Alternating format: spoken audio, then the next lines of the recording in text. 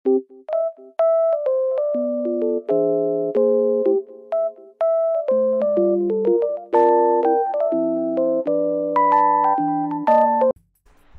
morning, guys! Ayun, panibagong vlog. Hindi ako nag-vlog kahapon for some reason, sobrang busy. At ayun, kung mapapansin nyo, nandito ako sa Taguig. Kasi, start nang gawin yung second floor. At meron akong mga dinala, especially ito. Yan, nandito na rin sila. Medyo madilim lang, pero okay na yan. Dito ko pinalagay sa bag yung aking mga essentials, tulad ng... ayun, itong aking avocado glow, tapos some CCTVs. Pero nagpa-plan na rin kasi akong bumili ng wifi. Although, binigyan ako ni El ng wifi. Wait lang, kunin ko. Binigyan niya ako. Ayun, ibinigay niya sa akin tong wifi na to. Open ko nga lang yung ilaw para maliwanag tayo. Hindi na kami nag-open ni Mami kasi ang init pa. Pero ayan, open ko lang. Yan. Okay na siguro yung ganyang ilaw. Less ilaw, less init. So, going back, ayun. Binigyan ako ni El, ay hindi pala, pinahiram niya pala sa akin to. Sabi niya sa akin, bilan ko na lang daw ng SIM card para magkaroon ng internet. Pero, since tinatamad talaga akong lumabas para pumunta ng mall at bumili. Actually, kanina lumabas na ako dito sa may subdivision. Tapos, meron ako nakitang internet provider. Sabi ko, saan po makakabili ng wifi? Sabi niya, ay sir, dun yan sa ano, sa mall lang daw nakakabili ng ganong SIM card. And sa tindahan, wala. Puro sila mga SIM card talaga na pang cellphone. At ayun, dito naman sa aking Huawei na paper bag. Dito, nagdala ko ng vanilla ice cream. Tapos, some chargers. Ay, nilalagay ko na siya dito sa aking Bavin. Yung in-unbox ko na Bavin na extension cord, dito ko na lang din dinala sa mahogany para may wireless. Tapos, mas safe pa. Tapos, yung aking CCTVs, pinakita ko na. Dinala ko na rin yung aking, ayan, power bank. Tapos, ano pa ba? Yun lang, mga soap. Eto, para kay El talaga tong cotton buds. Kasi wala naman sa amin dito ang gumagamit ng cotton buds. Kung hindi, si El lang. At, syempre, itong aking Nitol, para just in case na dito ako matulog, hindi ako mahirapan. Inom lang ako ng melatonin. Yun, makakatulog na ako agad. Tapos, itong aking vitamin C from Young Basic. Ayan, not sponsored. Tapos, ano pa ba? Ito yung extra pure glutan na dinala ko na lang din siya dito. For some reason, hindi na ako nakaka-order kasi mas nagpo-focus ako dun sa aking niacinamide na soap na ginagamit. Tapos itong aking Collagen Pro from Wellspring. At ano pa ba? Yun lang naman yung laman netong ayun, Pure Foods ham. And matatry ko na yung in-spray ko na pala kanina yung ano, yung fresh bamboo. Yan, in-spray ko na dito. Up until now, naamoy ko pa rin naman siya. Pero itong Shangri-La talaga, guys. Ito talaga yung sabi ko pang CR na lang to kasi hindi ako pwede maglagay ng ibang scent dito sa buong bahay. Gawa nga ng yung aming umuusok na diffuser, fresh bamboo rin yung scent, tapos yung candles lang naman from ano yun? Basta nasa dulo ng dila ko, hindi ko masabi ko anong candle yun eh, pero binili ko yun sa SM Santa Mesa last December.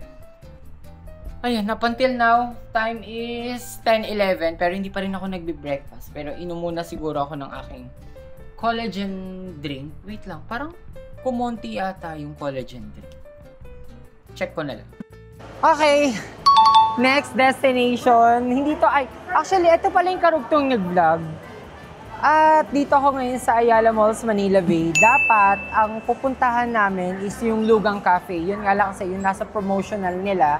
Monday to Thursday lang for 688 pesos at meron ding 888. Ayan, tinitignan ko kasi guys kung naka-open yung kanyang noise cancellation. At I am so happy kasi dumating na yung mga in-order ko. Grabe, ang bilis. Kahapon ko lang siya in-order sa TikTok dito sa may mahogany Taguig ko pina-deliver. And ngayon na Saturday, Friday ko siya in-order, then ngayon Saturday, dumating na sila. Yun. Time is 5:20. Inaantay ko na lang si El para makapag-merienda na rin kami. Tapos baka punta rin kami mamaya kasi kahapon, mga around 1 a.m., gusto niyang uminom. Yun nga lang kasi sobrang pagod na ako. Hindi na kaya ng katawan ko. Ang sakit pa guys ng bewang ko.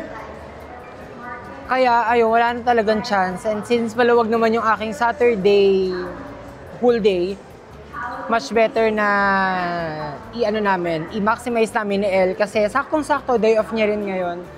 At dito kami kakain sa Siboy Lee. Yun, kung alam ko lang, ang main reason talaga kung bakit kami pumunta or kung bakit ako pumunta dito is para nga doon sa Lugang Cafe. Kasi mahilig kami sa mga dim sums. Pero yun nga lang kasi, na-misunderstood ko na Monday to Thursday lang yung kanilang promotion. Ayan, ready na yung aming table. At sana dumating si El kasi ang mechanics nito, merong 2-hour stay. Tapos, ayun, na-serve na rin yung ito.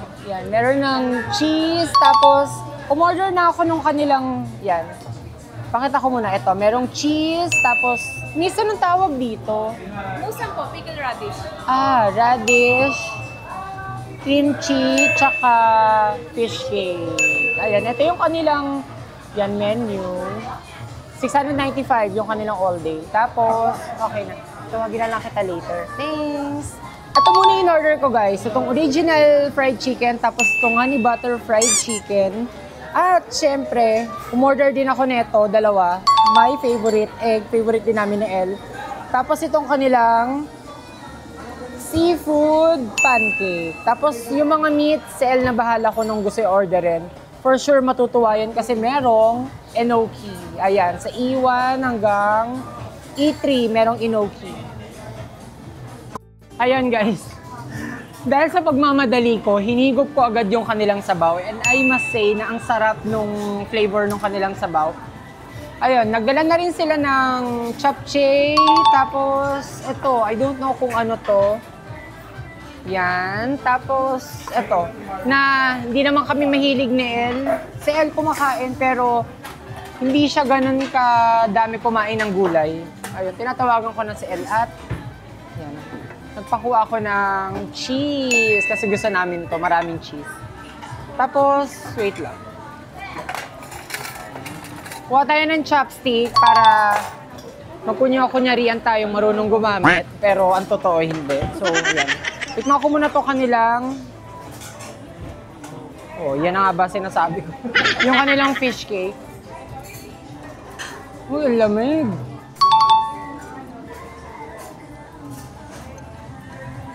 Yung sabaw nila guys, panalo. Ito. Yung nga lang, muti ka na ako mapasok. Ang sarap. Tapos yung kanilang fish cake. Umorder na rin pala ako ng mga meats. Umorder na ako ng isang enoki, 2 thin slice na pork, at ano ba? Yung soy garlic samgyeopsal. Okay, ayun. Kakatapos na namin ni El na mag-samgyup at pinapanood niya yung mga bata na, ayun, naglalaro. Ano nagustuhan mo din sa samgyup natin ngayon? Yung Daypay na may garlic. Hindi ko kasi dala yung isa kong mic eh. Tapos hinawakan ko na lang para mas maganda yung registration ng sound. At dito na rin kami magbubook. Ano gustuhan ko din sa samgyup sa Siboy Lee na kinainan namin? Yung seafood pancake, yung chicken, tapos yung iba't ibang flavor ng chicken. Anong flavor yun? Original honey butter soy garlic. Ayun. Ginawa mong honey garlic. Oo, kanina guys, kasi nung umorder ako, hindi ko na-anticipate na meron palang soy garlic tsaka honey garlic. Eh, ang na-order ko is yung honey garlic nila. Ay, honey butter pala, sorry.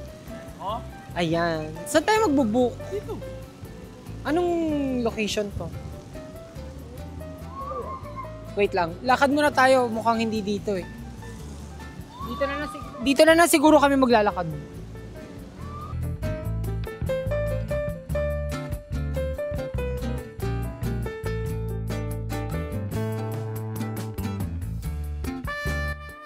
Okay guys, we are home. Ayun, medyo nagkainita pa kami kanina ni El kasi after namin dun sa Ayala Malls, Manila Bay, nag-book kami ng motor papunta sa may LRT. Yun nga lang, ewan ko kung saan siya napunta, pero ako sumakay na ako dun sa may Pasay, yung sa may gilid nun hotel. Anyway, pero nagkita rin kami nung pababa na kami dito sa North Avenue, yung last station dito sa may tapat ng Trinoma. And ayun, pakita ko lang yung mga pinamili namin. Si El bumili ng... Eto ba? Ay, ano ba? Asan yung mga gamot mo lang? Ito muna yung mga pinamili namin from Japan Surplus. Ayan. Meron itong lavender na hand wash. Tapos, ang matagal na naming problema, wala kaming sunset. Kaya pag luluto kami ng egg, hindi perfect yung sunny side up. Gawa nga ng yung ginagamit naming silicone. Lumulobo siya. Adjust ko lang yung cam. Wait lang yan. Mas maganda yung angle. Ayun. Mas maganda talaga sunset. At dito naman sa isa, ito sa Mercury Drug ko ito binili. Bumili na ako na itong, ayun, yung extra hot na pansit canton, 14 pesos. 6 pieces yung binili ko. Tapos ito namang chili mansi. Yan. Ay 14 pesos din, pero 5 pieces lang. Kasi mas gusto ko yung flavor ng extra hot compare sa chili mansi. Tapos dito naman, another Mercury Drug na gamot. Ito yung gamot na L. Ay, hindi ko naiharap. Pumili siya ng... Ano pa yung isa? Di ba dalawang klase ng gamot yung binili mo? Ayan. Pang stock niya lang. Tapos ako bumili ako nitong Nitol. Meron akong isang brand dun na gusto sanang bilhin. Yun nga lang kasi 16 pesos per capsule. Pero ito kasi 262 pesos. Ano na siya, 30 pieces. Yun naman, 60 capsules, pero 60 times 16 pieces. Ay, 16 pesos pala. Tapos, yung ininom namin na, wala na pala, yung zesto na guyabano. Yun lang yung pinamili namin. Tapos, init namin pala yung balot kasi kahapon, hindi ko na naipakita na bumili ako ng balot. Pero, di ko rin siya nakain kasi, yan, hindi ako sanay na magbalat. Steam lang ulit namin siya dito sa aming Simplas na sobrang gamit na gamit namin ito kahit nung nandun pa kami sa una niyang apartment. Yun lang naman, ayusin ko lang to tapos kakain na kami kasi ano oras na rin. Tomorrow baka punta ako sa Taguig. Pero by Monday, March, ano na bang date sa Monday lang? Basta this coming Monday, sikapin ko makapag-vlog para merong update dun sa aming ipapatayo ng second floor.